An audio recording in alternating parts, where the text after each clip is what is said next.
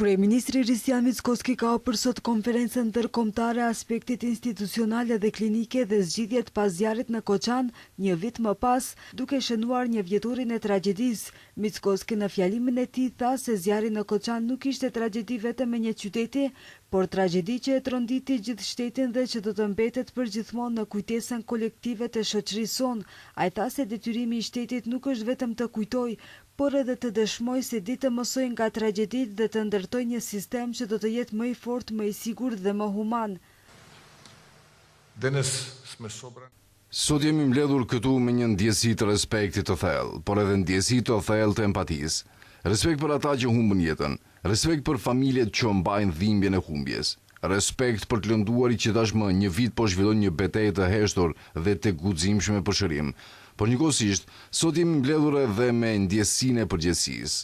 Përgjegjësi të mësojmë dhe përgjegjësi të krijojmë sisteme që do të jenë më të afërta se gabimet që çojnë në tragjedi.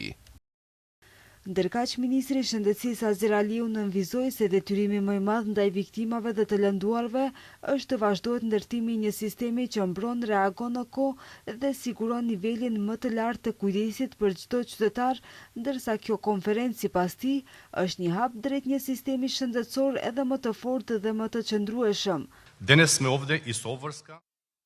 Përvoja nga Koçani njëkohësisht hapi edhe nevojën për forcimin e mëtejshëm të kapaciteteve të ekipeve tona mjekësore. Përmes bashkëpunimit, shkëmbimit përvojave dhe trajnimeve jashtë vendit, duhet të vazhdojmë të forcojmë njohuritë dhe gatishmërinë për trajtimin e djegjeve të rënda, aksidenteve masive dhe rehabilitimit afatgjatë.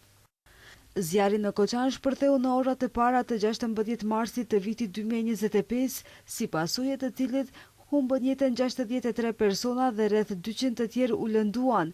Në lëndën gjyqësore për këtë rast të dyshuar janë 37 persona, nga të cilët 34 individ dhe 3 persona juridik.